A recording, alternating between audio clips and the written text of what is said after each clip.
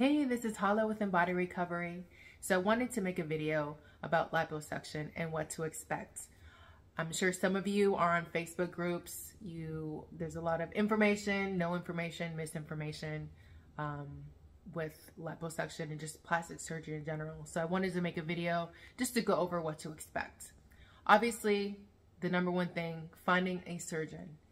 So you want to go on their social media page, you want to go on their website, you want to see their before and afters. You definitely need to make sure that the result that you want is the type of bodies that they're producing. So if you want a more curvier vixen shape, you're not going to want to go to a surgeon that does more conservative work. So you definitely need to make sure that their patients coincide with the look that you want. And you know, that's huge. So you definitely want to make sure that you pick the right surgeon. You want to look at the reviews. Sometimes the surgery center may not have that great reviews, but the surgeon does a good job. But again, look at the reviews as well. That's important. And what type of lipo do you want? Do you want arm? You want leg, chin, 360 lipo? There's laser lipos, ultrasonic, regular lipo. So you definitely need to make sure you have that conversation with your surgeon on, you know, what types of lipo that you are looking to do. If you have looser skin, you probably want to do skin tightening. If you're doing your arms and legs, a lot of times it's probably better to do a skin tightening procedure like J-plasma. There's other types that you can do to add on to the lipo to kind of keep that skin from looking crazy. So definitely keep that in mind as well, with your chin as well. I know sometimes people might think that it's fat, but it might be saggier skin. And when you get the lipo done, it can make it look worse. So again, have that conversation with your surgeon as well. And you definitely want to go over incisions, right? I'm sure you've seen people with, I know I have, incisions everywhere. It looked like they got shot up. And who wants to see that? You want to make sure that it looks good. You don't want people to see that you've had surgery, especially if you want to show off your work. So make sure that they're putting the incisions in places that are hidden and unseen. And you know, they don't have to do a million incisions. They can do them in the proper places, the lower pubic area, the lower back, under the arms, in the belly button. Just make sure that you have that conversation as well, because you don't want to have a billion incisions and you want it to look good. And obviously you want to go over the essential stuff. Showering, if you have drains, how long, do they want the drains to be in? How much fluid does it need to be down to get that bulb taken out? Aspiration. A lot of times if there's fluid and you get a seroma, which is a pocket of fluid, you can get it aspirated. So you just want to make sure that your surgeon provides all these different services, especially if you go out of town, out of the country. When you come back home, you just never know. You can have something happen. You might need an emergency service done. And sometimes hospitals are not taking people. Wound clinics aren't taking people. Doctors aren't taking people because they don't want that liability if you went somewhere else. So be prepared and make sure that you have all your ducks in a row. You have clinics, hospitals that will see you in case something happens and you need to come home and you need help. So be prepared for that as well. That's huge. And sometimes some surgeons don't do their own surgery. They have an assistant doing it, and you got to hold them accountable. So a lot of times they have media packs where they want to videotape you and your result. And I know some people want to be private, but honestly, you want to keep them accountable. Like I said, if they're in surgery, they're supposed to show your result on social media. I promise you, more times than not, they're going to try to do the best work they can.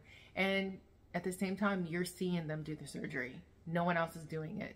So, sometimes you want to request the media package. So, like I said, to keep them accountable. Garments.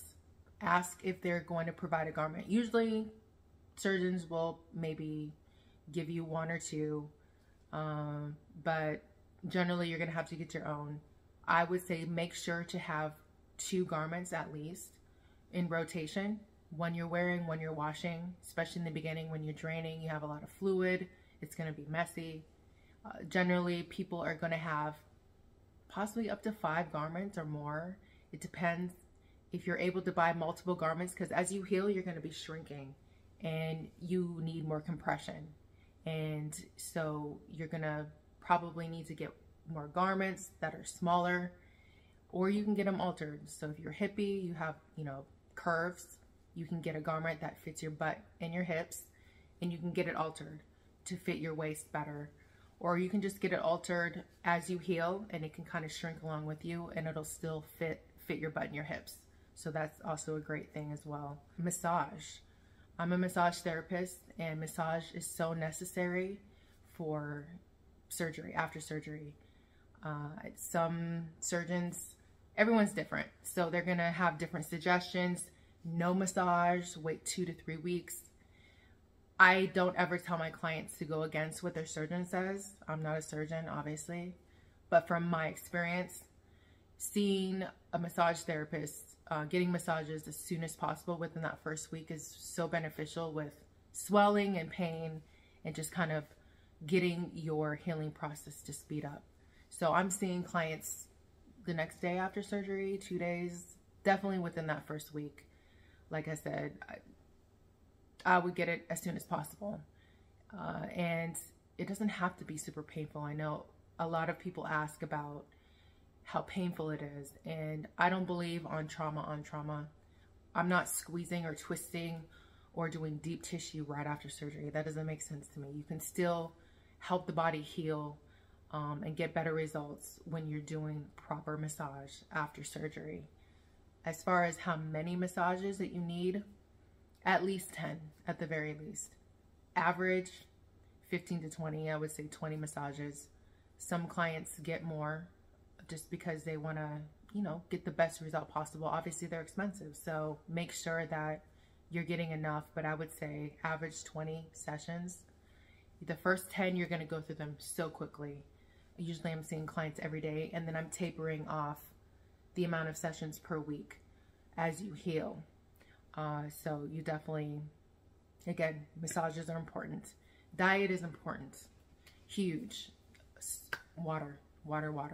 Drink as much water. Usually a general guide, they say to drink, so if you're 150 pounds, drink 150 ounces of water. Water. I can't say that enough. That really helps with decreasing swelling, helping you feel better, period. And I know it can be inconvenient having to use a restroom. You have a garment on, but you need to drink as much water as possible, and make sure that you have like low to no sodium. I know you can't have no sodium, but watch your sodium. Sodium is going to make you swell up quickly. So make sure you're watching your salt intake. Gatorade has a lot of salt as well. You can water that down, but sodium is definitely important to get, eat as little sodium as possible. Protein. You want to eat a lot of protein. So a lot of times, I know it's hard. Sometimes your appetite isn't as good after surgery. Protein shakes. I suggest a product. It's a collagen amino mix. It's flavorless. And you just drink that. It helps with, tissue repair and recovery as well. And obviously, you want to watch what you eat. So no processed food, fast food, fried food, just good things in your body. You want to, ingest, because that's going to help with your recovery as well. So definitely want to make sure that you are eating well and enough. Clients that don't eat at all, more times than not, you're going to be super sick. Sometimes you might even feel like you have to go to the emergency room. So make sure you eat. Eat before you massage, maybe 45 minutes. Take your nausea medicine, pain medicine before you massages. Definitely that first week, just to be prepared. But you definitely need to eat. Not eating is gonna make you feel worse. Not drinking enough water is gonna make you feel worse. So you definitely need to make sure you're doing that properly. There's a lot of supplements that you can take. Top 3 supplements: aminos, arnica, bromelain. Again, like I said, there's a billion things, but usually, you know, there's arnica cream you can put topically on for bruising and pain and swelling. You can do tablets, you can do teas. Teas are very popular. The lymphatic drops to help kind of your body flush and get that excess fluid out. Bromelain, so I'm sure you've seen people eat pineapple, drink a lot of pineapple juice. It's a lot of sugar. So just go to the source, get the enzyme, get bromelain, and just take that. It helps with tissue inflammation.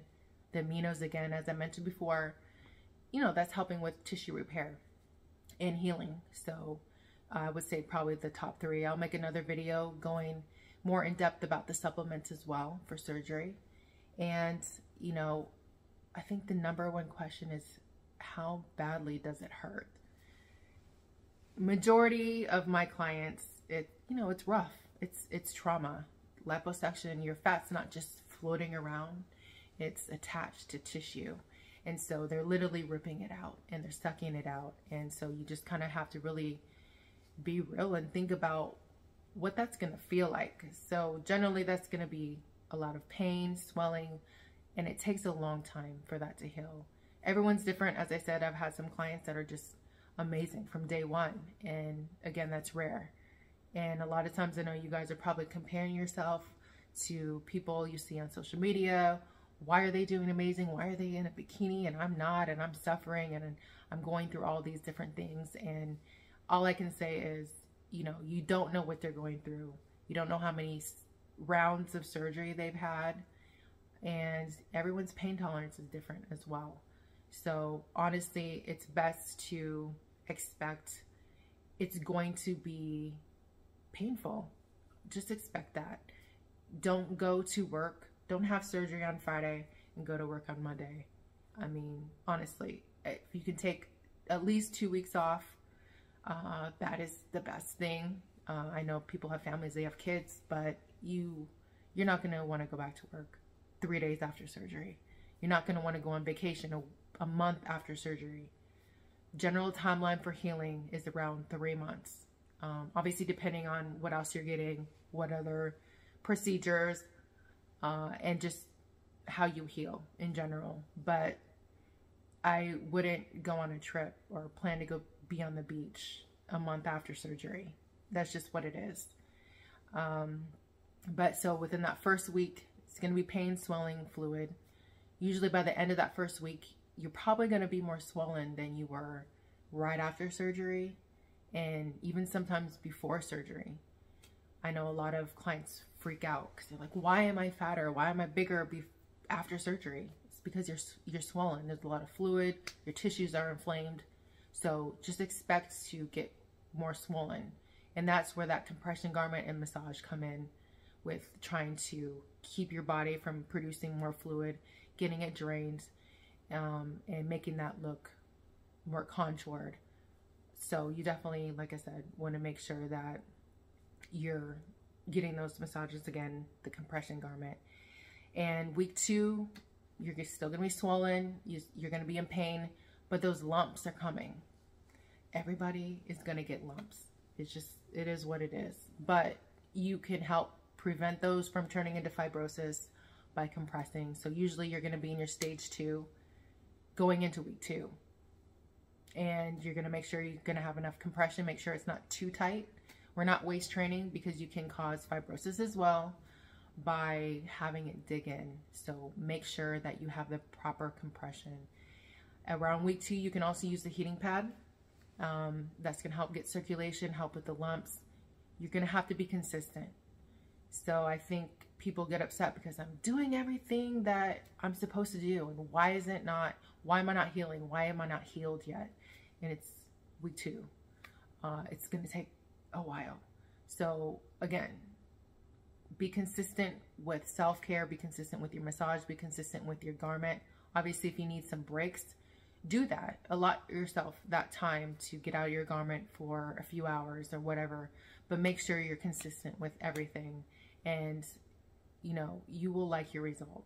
You know, if the surgeon didn't jack anything up or mess up your body and you're doing what you need to do, it's going to come together. Trust the process. I know you've heard that, but that's real. Trust the process and do what you need to do to get the result that you need.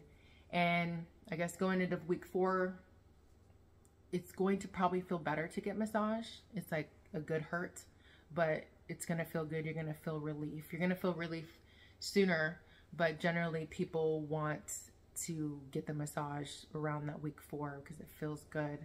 And around week 6 to 8, your incisions are pretty much closed. You can start thinking about the scar at that point. So creams, silicone strips. Definitely don't wear silicone strips. And if you have scabs or your incisions are really pink or open, wait till they're closed and they're healed. You have time. It's a process. You want to make sure you're healed, and then you want to worry about the scar and body contouring. Around month 2 into 3, you can start doing wood therapy and cavitation. Wood therapy is obviously using wood instruments to, help with fibrosis, help with body contouring, kind of smooth out the lumps as well. But if you're really sore, I wouldn't do wood therapy. It's rough. It's rough. So I would wait for 2 months at the least, maybe 3 months, depending on your healing. Cavitation, again, that's a body contouring machine. The only machine that I use is probably a therapeutic ultrasound within the first couple weeks, cupping.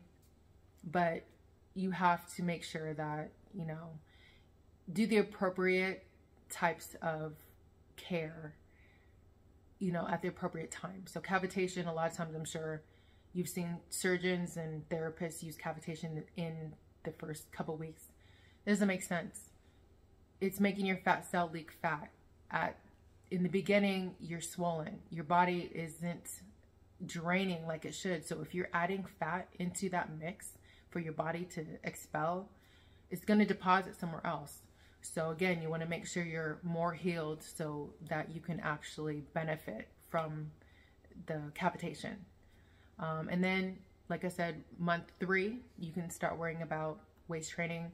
I tell clients, wear the foam and the board for at least 3 months. I know people hate those dang foams, but I love the foam. They really do help in the board. So just timeline-wise, 3 months or until you stop molding. So sometimes if you're, easily moldable with your garment, things are digging and you see an impression very easily, continue with that foam and the board. So I hoped that kind of helped a little bit, give you a general idea of what to expect after liposuction. Again, I'll make more videos to go more in depth about the different things that I spoke about in this video. And I do consultations. So I do Zoom, I do in-person consultations to go over products that you need, questions, just the whole process. It's not only a physical,